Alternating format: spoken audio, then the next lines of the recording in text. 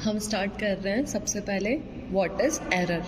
जब हम कोई भी एक्सपेरिमेंट करते हैं या कुछ भी चीज़ कैलकुलेट करते हैं तो अपने पास में एग्जैक्ट आंसर नहीं आता है, उसमें कुछ ना कुछ गलती हमेशा प्रेजेंट होती ही है, चाहे वो अपने इंस्ट्रूमेंट की वजह से हो या फिर चाहे हमने खुद गलती करी हो या फिर नेचुरली ही कोई गलती प्रेजेंट हो। ऐसे करके बहुत सारे टाइप की गलतियाँ होती है, वो प्रेजेंट होती है अपनी एक्सपेरिमेंटली कैलकुलेटेड वैल्यूज़ में, उन्हीं को अपन एरर बोलते हैं। और उसी की डेफिनेशन मैंने यहाँ पे लिखी है, वो है when we perform an experiment then measured value will be different from the exact value. ये जो लाइन मैंने बोली उसी को ही मैंने यहाँ पे इंग्लिश में लिख रखा है, ठीक है। तो इनके बीच का जो डिफरेंस होता है उसी को अपन एरर बोलते हैं। वहाँ तक अभी मैंने एरर की डेफिनेशन बता दी। सबसे पहले हम स्टडी करेंगे एब्सोल्यूट एरर। एब्सोल्यूट एरर क्या होता है ये जानने से पहले हमें कंसीडर करनी पड़ेगी कोई भी एक वैल्यू, मैंने मान लो a है जिसे कैलकुलेट कर लिया n टाइम्स, तो मेरी वैल्यूज़ इस टाइप से आ गई a1 a2 up to an। ये वैल्यूज़ मैंने मीज़र करी है, ठीक है। तो अब एक्सपेरिमेंटली जब मैंने देखा कि मेरी एग्जैक्ट वैल्यू क्या आएगी, मेरी एग्जैक्ट वैल्यू ऐसे आएगी कि जो मेरा a है मुझे उसके डिफरेंट वैल्यूज़ को ऐड करना पड़ेगा और n से डिवाइड करना पड़ेगा, यानी उसका मीन निकालना पड़ेगा। तो मैंने इसका मीन निकाला तो वो आ गया इस टाइप से।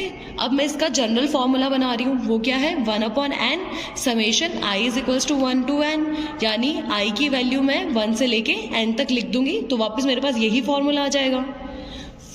तो ये फॉर्मूला आ गया मेरे लिए मीन वैल्यू का या फिर एग्जैक्ट वैल्यू का फॉर्मूला। ये है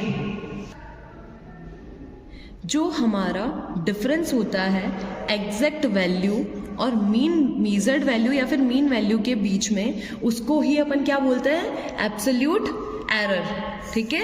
वैल्यू के लिए एब्सोल्यूट एरर देख रहे हैं जिसे हमने डेल a1 से रिप्रेजेंट किया है, तो उसका फॉर्मूला क्या हो जाएगा a1, ये क्या थी अपनी इनिशियली जो वैल्यूज अपन ने निकाली थी वो, और ये क्या है अपनी मीन वैल्यू जो अभी मैंने एक फॉर्मूले से कैलकुलेट करनी है, यानी मीन निकाल के जो कैलकुलेट करी है वो वैल्यू, उनको माइनस कर दूंगी तो मेरा डेल a1 यानी फर्स्ट में एब्सोल्यूट एरर आ जाएगा। ऐसे करके जैसे मेरी ये वैल्यूज n थी तो वैसे एब्सोल्यूट एरर भी n तक चला जाएगा, ठीक है। तो ये लास्ट में मेरा जनरल फॉर्मूला है।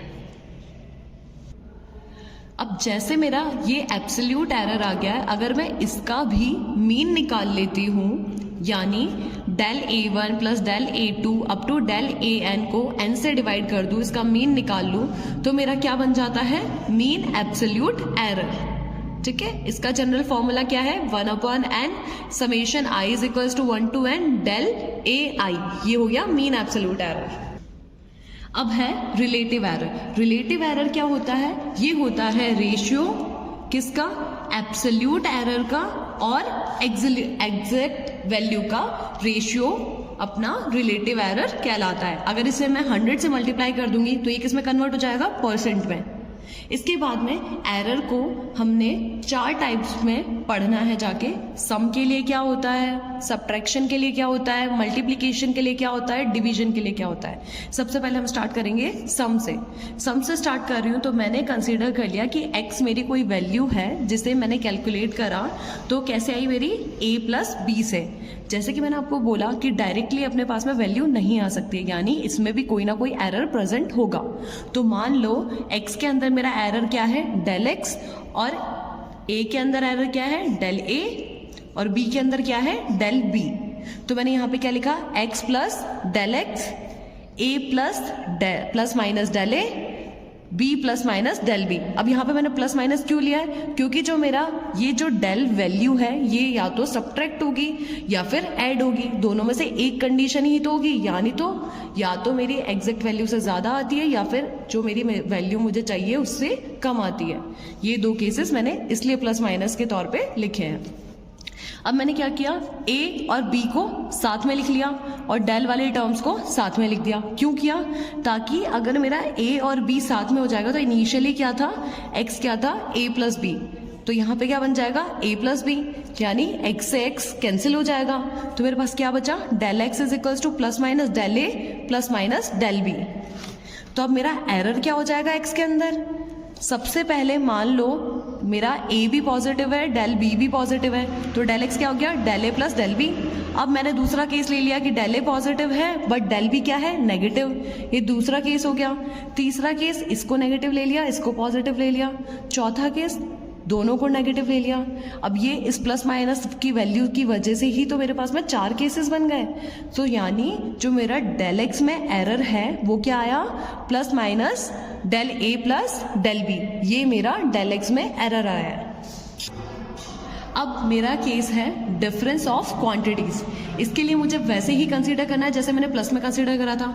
प्लस में मैंने x is equals to a plus b लिया था, तो यहाँ पे मैं क्या लूंगी, x is equals to a minus b, क्योंकि डिफरेंस की बात हो रही है। फिर से x में एरर क्या है, डेल एक्स, a में डेल ए, b में डेल बी। इसको मैंने इसी फॉर्म में लिखा जैसे मैंने प्लस में लिखा था, बस यहाँ पर डिफरेंस ये है कि यहाँ पे प्लस में प्लस आ रहा था, यहाँ पे क्या आएगा, माइनस, क्योंकि a माइनस बी है। a और b को फिर से साथ में लिया और डेल ए और डेल बी को एक साइड ले लिया। ये कैंसिल हो गया x से x फिर से, तो मेरा प्लस माइनस डेल एक्स की वैल्यू क्या आ गई, प्लस माइनस डेल ए। अब यहाँ पे ये माइनस प्लस क्यों हुआ है, क्योंकि इस स्टेप में देखो यहाँ पे अपने क्या था, माइनस का साइन। जब मैं इस b को इधर लेके आई, ये ब्रैकेट में है, ब्रैकेट में था, तो इसका साइन तो मुझे चेंज करना पड़ेगा ना। अगर अंदर प्लस होगा तो वो माइनस हो जाएगा, अगर अंदर माइनस होगा तो वो प्लस हो जाएगा। इसलिए मैंने इसको सीधा माइनस प्लस की फॉर्म में लिख दिया है। इस माइनस को मैं अंदर ले गई हूँ, इसलिए मेरा यहाँ पे क्या है, माइनस प्लस। अब जैसे मेरे प्लस के लिए 4 केसेस बने थे, वैसे ही माइनस के लिए भी मेरे ये 4 केसेस बनेंगे। तो यानी डिफरेंस के लिए मेरा एरर क्या आ गया, del x is equal to plus minus del a plus del b. और यही मेरा सम के लिए भी एरर आया था और यही एरर मेरा डिफरेंस के लिए भी आया है।